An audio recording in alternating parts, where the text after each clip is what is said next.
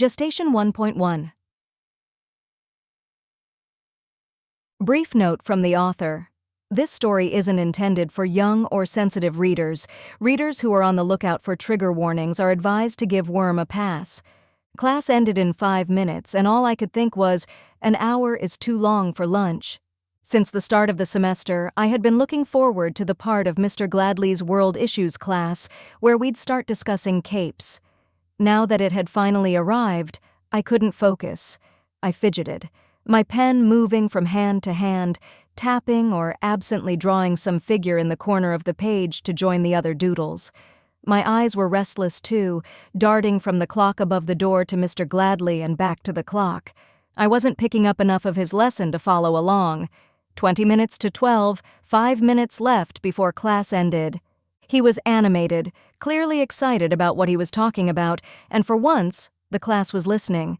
He was the sort of teacher who tried to be friends with his students, the sort who went by Mr. G instead of Mr. Gladley. He liked to end class a little earlier than usual and chat with the popular kids, gave lots of group work so others could hang out with their friends in class, and had fun assignments like mock trials. He struck me as one of the popular kids who had become a teacher. He probably thought he was everyone's favorite. I wondered how he'd react if he heard my opinion on the subject. Would it shatter his self-image, or would he shrug it off as an anomaly from the gloomy girl that never spoke up in class? I glanced over my shoulder. Madison Clements sat 2 rows to my left and 2 seats back. She saw me looking and smirked, her eyes narrowing, and I lowered my eyes to my notebook. I tried to ignore the ugly, sour feeling that stewed in my stomach. I glanced up at the clock. 11:43. "Let me wrap up here," Mr. Gladley said. "Sorry, guys, but there is homework for the weekend. Think about capes and how they've impacted the world around you. Make a list if you want, but it's not mandatory. On Monday, we'll break up into groups of 4 and see what group has the best list. I'll buy the winning group treats from the vending machine." There were a series of cheers, followed by the classroom devolving into noisy chaos. The room was filled with sounds of binders snapping shut, textbooks and notebooks being slammed closed, chairs screeching on cheap tile, and the dull roar of emerging conversation. A bunch of the more social members of the class gathered around Mr. Gladley to chat. Me? I just put my books away and kept quiet. I'd written down almost nothing in the way of notes. There were collections of doodles spreading across the page and numbers in the margins where I'd counted down the minutes to lunch as if I was keeping track of the timer on a bomb. Madison was talking with her friends. She was popular, but not gorgeous in the way the stereotypical popular girls on TV were. She was adorable instead, petite. She played up the image with sky-blue pins in her shoulder-length brown hair and a cutesy attitude. Madison wore a strapless top and denim skirt, which seemed absolutely moronic to me, given the fact that it was still early enough in the spring that we could see our breath in the mornings. I wasn't exactly in a position to criticize her. Boys liked her, and she had friends, while the same was hardly true for me. The only feminine feature I had going for me was my dark curly hair, which I'd grown long. The clothes I wore didn't show skin, and I didn't deck myself out in bright colors like a bird showing off its plumage. Guys liked her, I think, because she was appealing without being intimidating. If they only knew. The bell rang with a lilting ding-dong, and I was the first one out the door. I didn't run, but I moved at a decent clip as I headed up the stairwell to the 3rd floor and made my way to the girls' washroom. There were a half-dozen girls there already, which meant I had to wait for a stall to open up.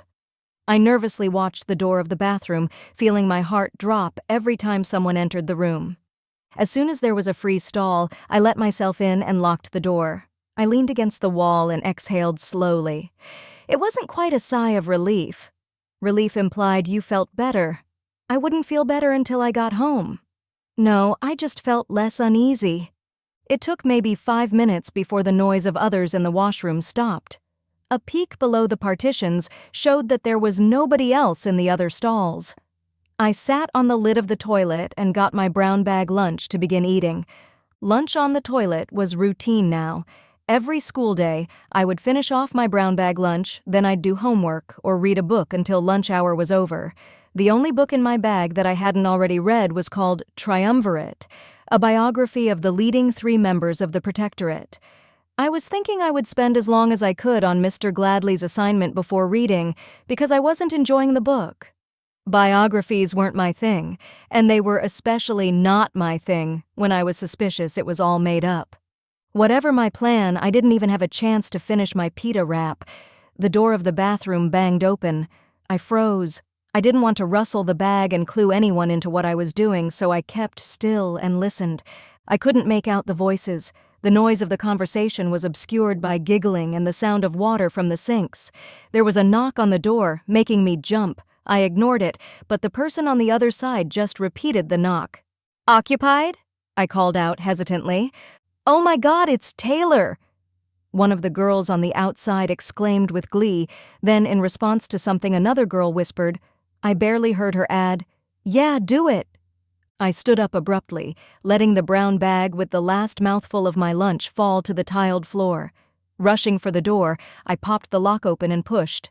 The door didn't budge. There were noises from the stalls on either side of me, then a sound above me. I looked up to see what it was, only to get splashed in the face. My eyes started burning, and I was momentarily blinded by the stinging fluid in my eyes and my blurring of my glasses.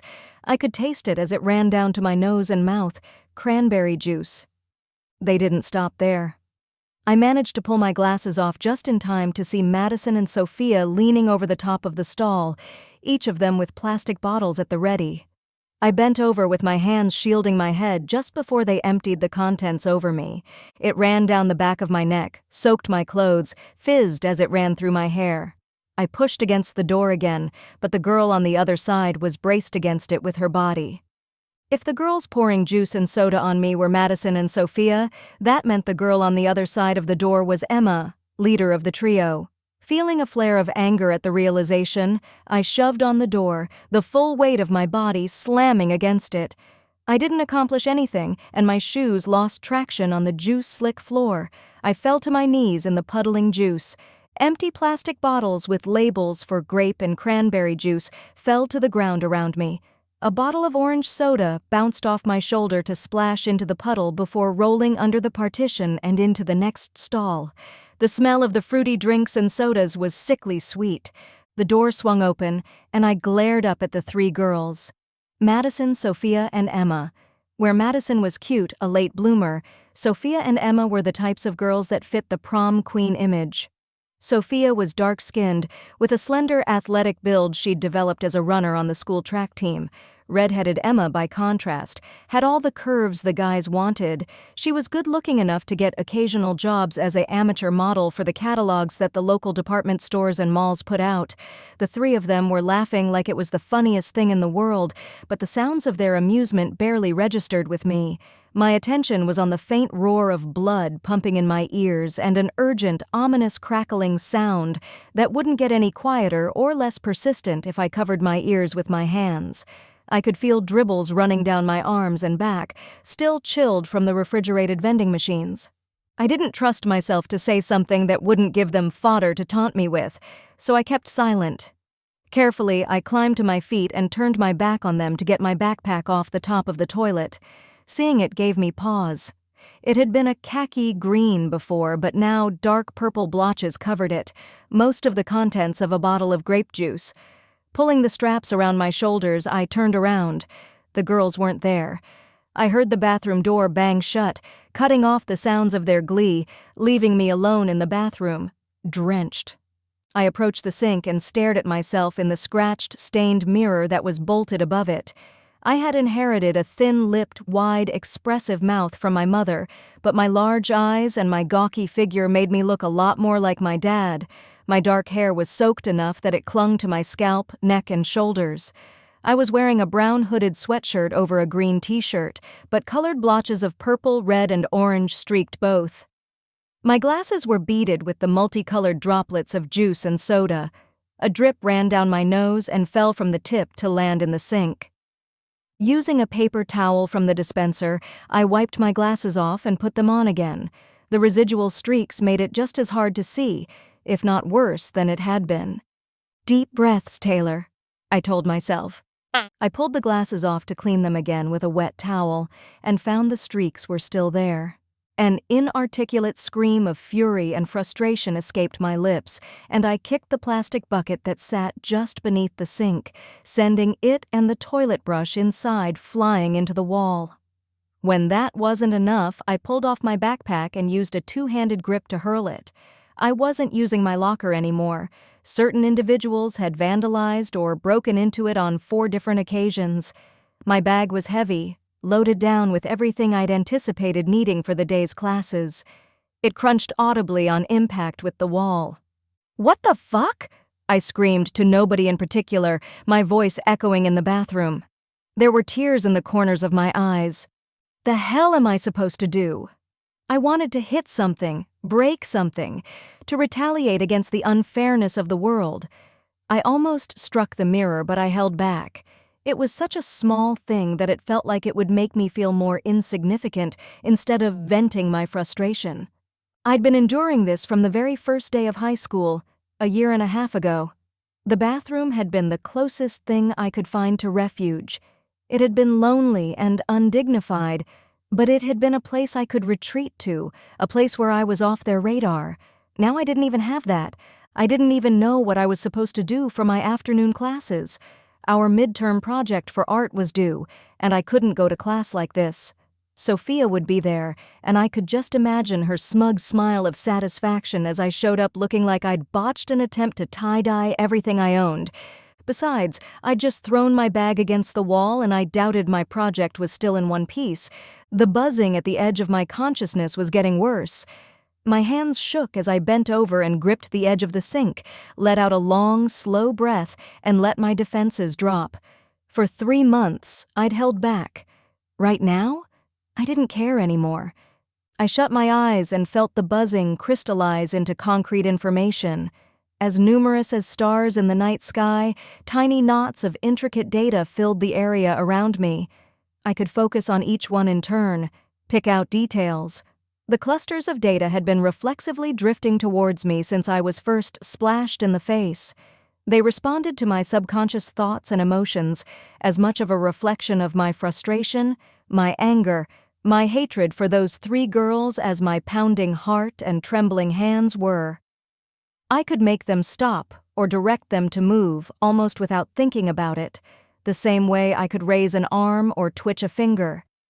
I opened my eyes. I could feel adrenaline thrumming through my body, blood coursing in my veins. I shivered in response to the chilled soft drinks and juices the trio had poured over me, with anticipation and with just a little fear. On every surface of the bathroom were bugs. Flies, ants, spiders, centipedes, millipedes, earwigs, beetles, wasps, and bees.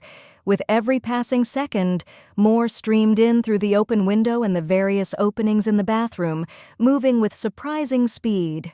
Some crawled in through a gap where the sink drain entered the wall, while others emerged from the triangular hole in the ceiling where a section of foam tile had broken off, or from the opened window with peeling paint and cigarette butts squished out in the recesses.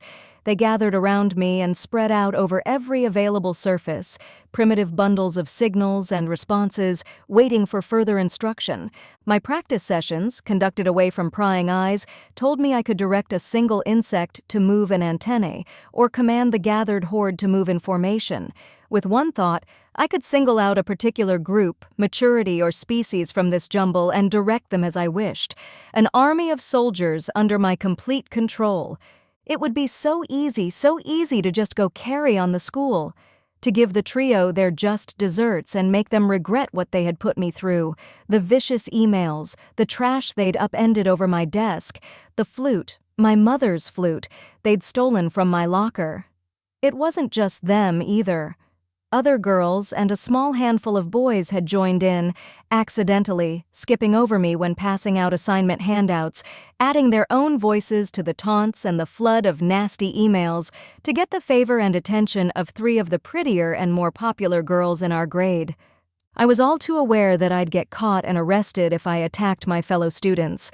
There were 3 teams of superheroes and any number of solo heroes in the city. I didn't really care. The thought of my father seeing the aftermath on the news, his disappointment in me, His shame? That was more daunting, but it still didn't outweigh the anger and frustration. Except I was better than that. With a sigh, I sent an instruction to the gathered swarm. Disperse. The word wasn't as important as the idea behind it.